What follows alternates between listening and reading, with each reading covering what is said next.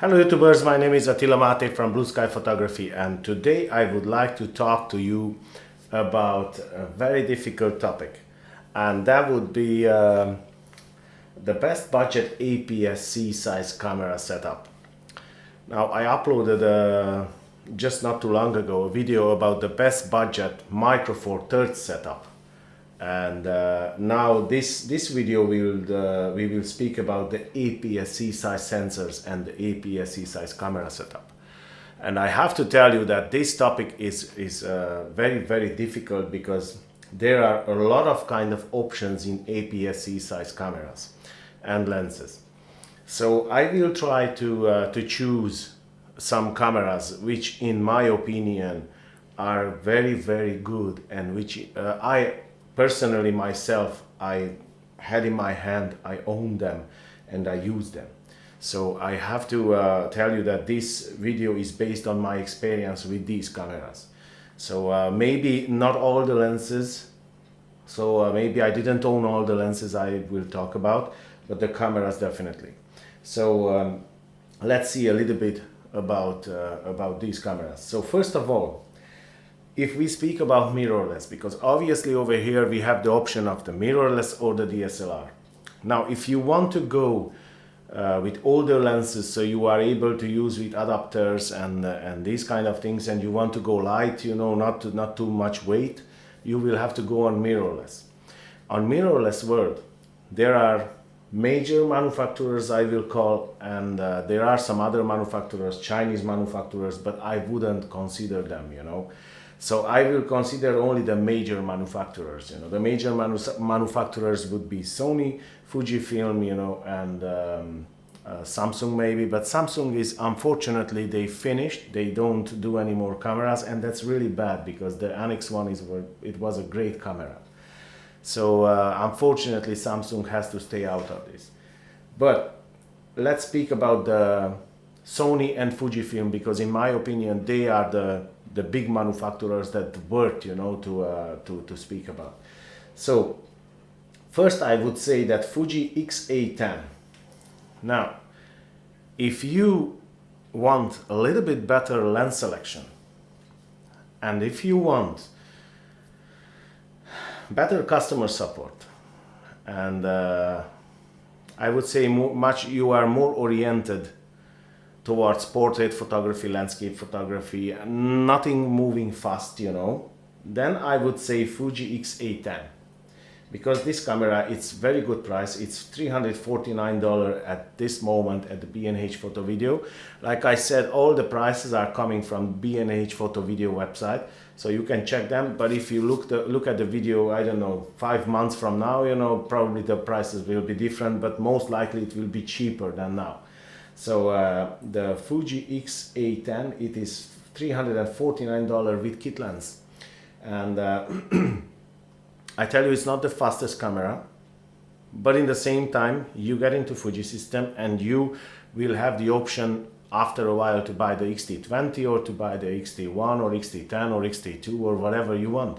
And the lenses, again, if you get into Fuji system, you will have a very nice lens selection.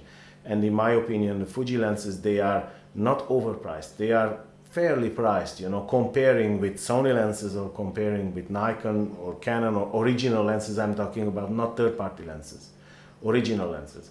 So if we speak about original lenses, Fuji lenses are not overpriced. This is my opinion.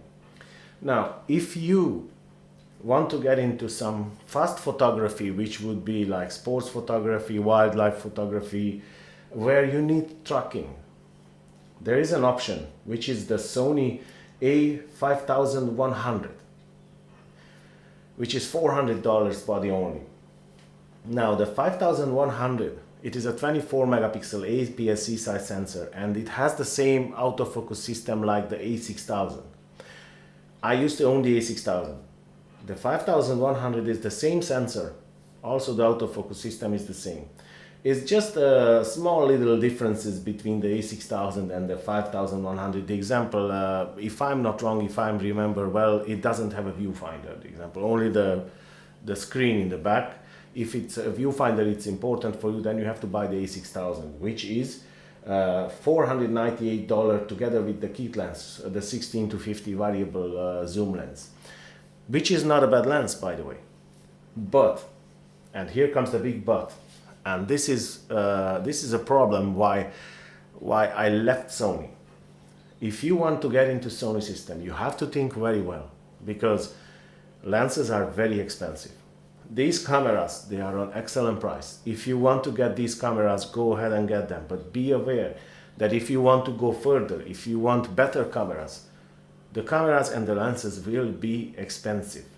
And you will not have third-party options to buy. So you will have to buy Sony lenses. You will have third-party options from Samyang, from here or there, but they are not in every area of photography. So you have to be aware that lens selection is not as good with Sony. So I just say that because I got in the same mistake. I thought that, look, I get into Sony system. At the moment I will be okay with the lenses they have, and then probably they will start producing. Look, 6 years gone, I don't know how many years, and there are no really Sony puts on the market every single year new lenses, but they are pretty priced, you know, lenses, expensive lenses. And I don't want to mention that if you want to buy, the example, a Tamron lens for an Nikon, you can buy for a half price than a Sony lens. Half price. It's a very big difference. So you have to think very carefully about this. But other than that, the Sony a6000, it's a great camera. I used to own the camera. It's fast, it's snappy, autofocus great, video not so great.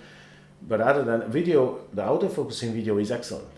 But my a6000, even in 1080p video, the full HD video was switching off all the time because it was overheating. So if you are video oriented, don't go towards that. Then you have to go to Panasonic, you know. But I'm talking about photography wise now.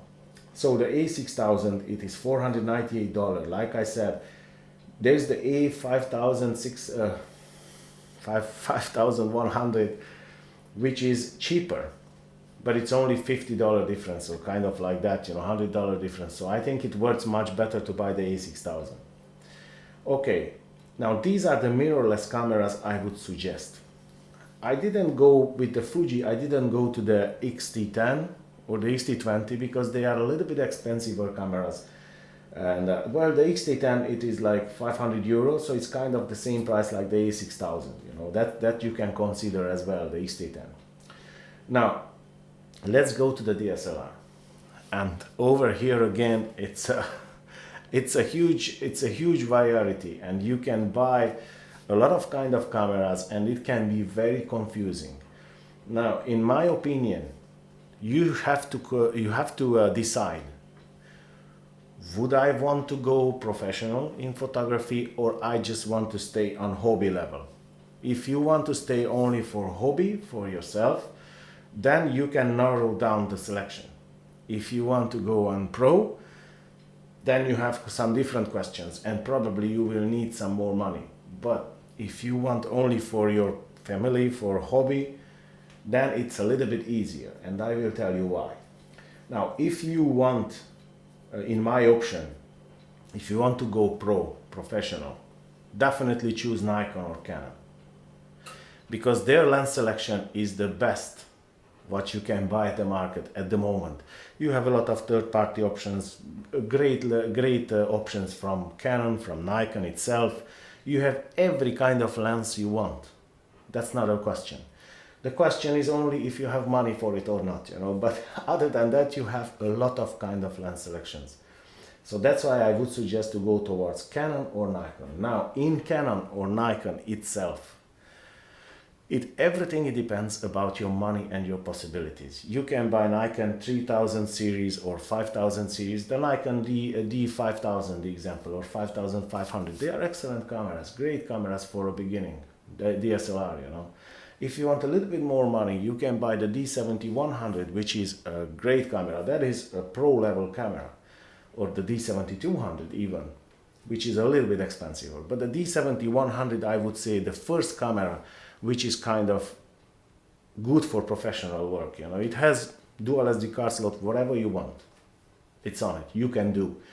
Now, in Canon side, I'm not really familiar with Canon because I didn't use Canon cameras, not because they are not good, just because I was kind of stuck with Nikon, so that's the only reason.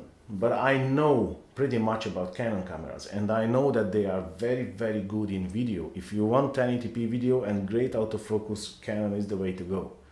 There is no other option. If you want photography wise, they are great again. The sensors, they are a little bit different than Nikon, sorry. They are a little bit lower megapixel sensors, but they are great. You can buy the T series, the T6i, or I don't know what's the name, I think it's T6i. And what I know though, that for pro work, you know, from 70D, 80D, these cameras would be the best in APS-C. Now, again, 70D or 80D, they are expensive. If you want to spend fewer money, it's okay. You can buy the T6i, the T5 or whatever, you know, these cameras, they are great for beginning. Obviously, the autofocus will not be the same, ISO performance will not be the same, but for beginning, it will be okay for you. But if you want to stay only on hobby level, I will say now something what maybe many photographers will be surprised on this, but I guarantee you that this is true. And that is, if you want to stay on hobby level or family, I would go with Pentax. Now, maybe some people will say that I'm crazy, might be, but I tell you something, I did own Pentax cameras. I started my photography with Pentax. I used to start with Pentax film cameras. After that I had Pentax bridge cameras, digital. And after that I had the Pentax KR, the Pentax K5, the Pentax K5S. K5S, yeah. So these were 16 megapixel cameras, the K5, the K5S. I think the KR, it was 12 megapixel, if I'm not wrong, I'm not sure now, but it kind of like that, 12 or 16 megapixel. Anyway, why I do say Pentax? If you want to stay on hobby level, because Pentax doesn't have the lens selection what Nikon or Canon has, but in the same time, it has every single lens what you need for your family, for like hobby level, you know, every single lens what you need, and the lenses are excellent. The lenses are great, and they are not overpriced. Again, what you get for your money, Pentax is the best, I tell you. They will pump everything in their cameras, and they will give you excellent cameras, I tell you. The cameras, and even today, these days, the best built cameras ever in the face of the earth, they are Pentax cameras. Every single camera is weatherproofed, every single lens is weatherproofed. It's unbelievably well built cameras. I mean, you can take that camera and beat nails in the wall, nothing happens. I own Pentax camera, and you know how I tried my Pentax K5 when I got it? You won't believe it. I saw one video, I said, okay, I'll try it. I put it in the shower and I started with the shower head, you know. Was no problem. I guarantee you the best built cameras are Pentax cameras. Again, the price is great. It's not overpriced at all. And what I would suggest over here from Pentax is the K70, which is not a really cheap camera. It's a $600 body. But what you get for $600, it's unbelievable, I tell you. I mean, you get pixel shift resolution, you get good fast autofocus, you get a good low light performance, and the package, when you look at it, it works, I tell you. If you stay only on hobby level. And these cameras will last more, I tell you, because they are very well built cameras. And this is my experience with it. Now, probably some who is a dedicated Nikon user or Canon user, they won't agree with me. I say it's okay, look, it's your opinion, but this is my experience using Pentax, using Nikon, using Olympus, using Fuji, using Sony.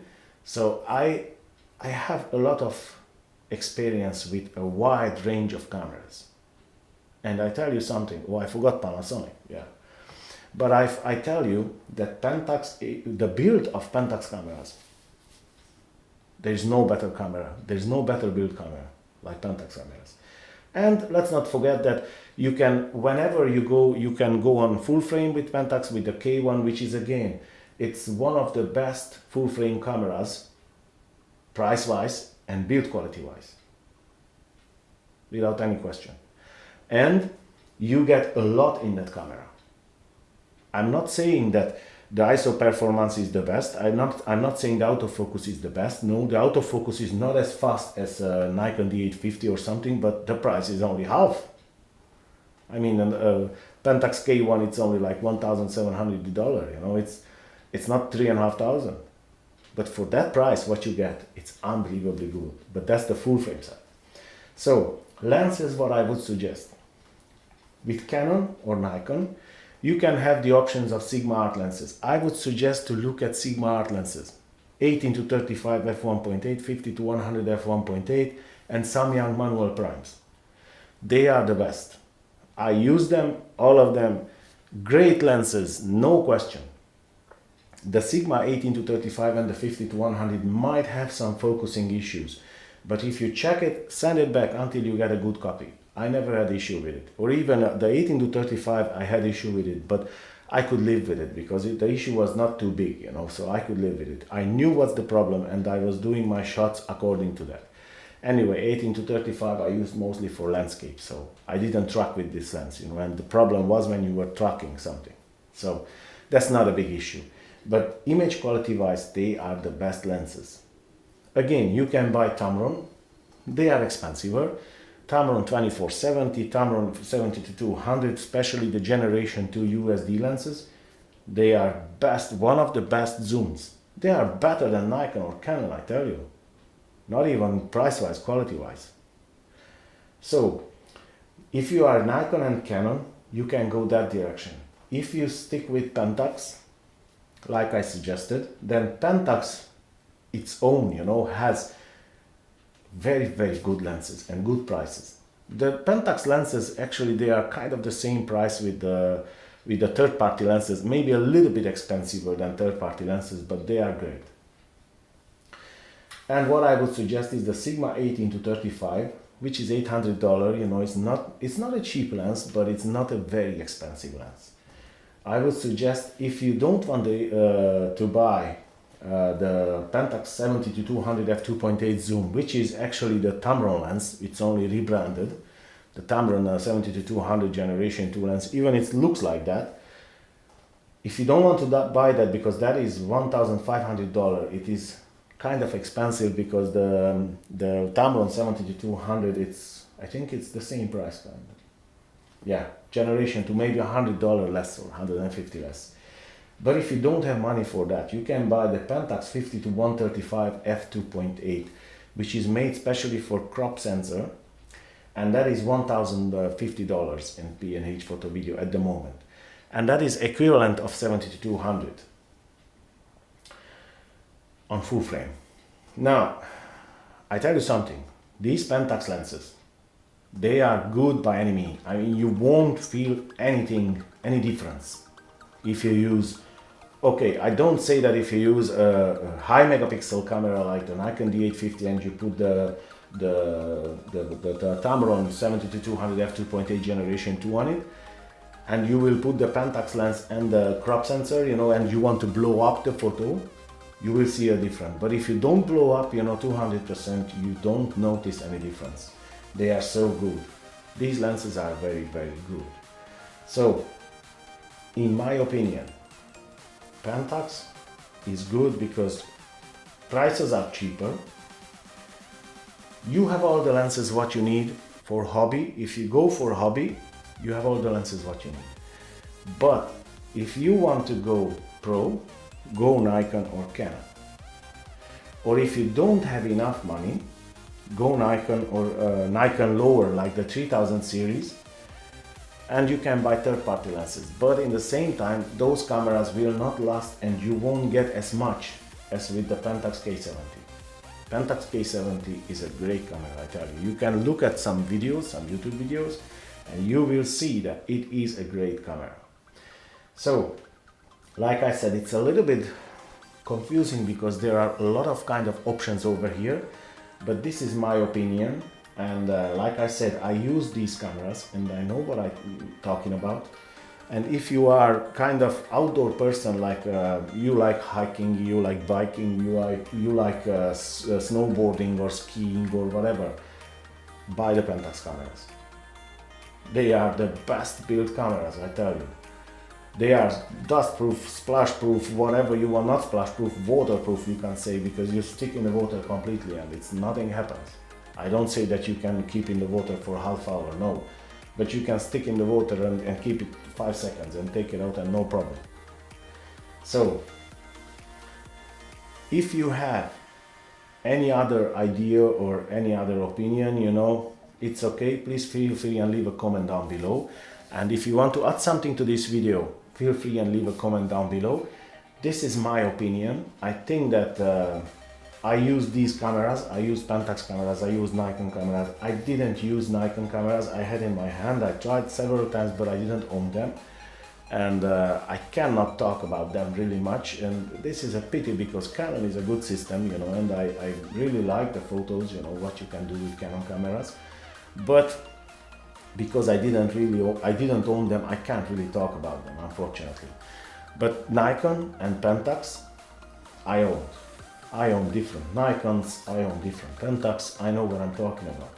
So this is my opinion. If you have different opinion, no problem at all. If you want to add something, like I said, please feel free and leave a comment down below. If you like this video, please like and subscribe and share my videos. And other than that, I wish you a nice day and I'll see you in the next one. Take care, guys.